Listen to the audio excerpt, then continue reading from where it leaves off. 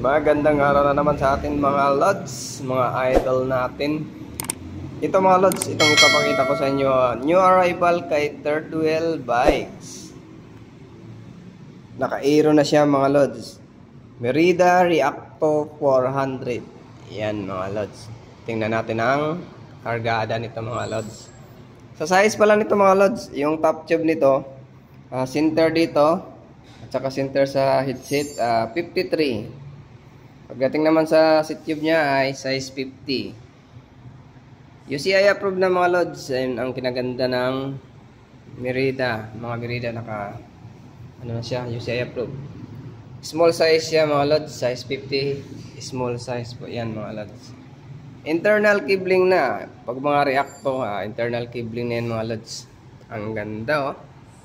Sariwang sariwa pa. FSE na yung headset niya mga lods. Itong system niya, ano na yan, stock na talaga. Naka-comp. Merida, ito Merida na rin yung ano niya, drop bar alloy. Yung fork nito mga lods, carbon. Yung frame niya, alloy. Shimano 105 5800 series mga lods, ang kargada nito. Naka 2x11 speed. Yan, 105.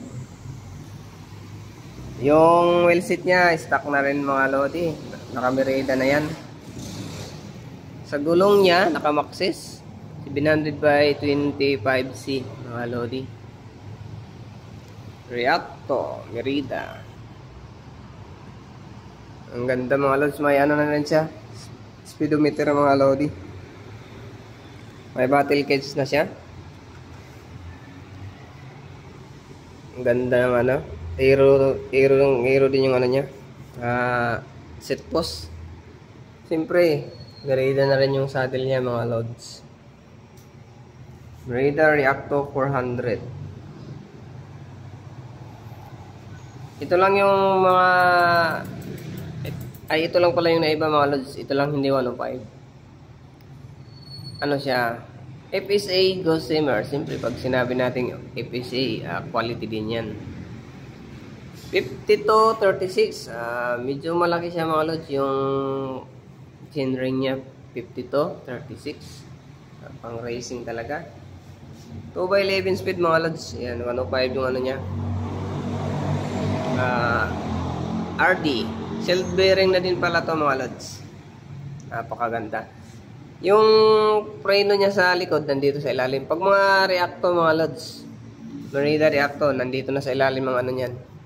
Yung isa niyang caliper brake, wala na dito sa may seat tube. Halotech bottom bracket na mga lodi. Internal cable na siya. May ano na rin siya mga lods, may bomba. Itong bomba niya carbon. Ang ganda mga lods. Available yan kay Third Wheel Bikes. Message na lang kayo kay Third Wheel Bikes sa page. Sa price nito mga lods,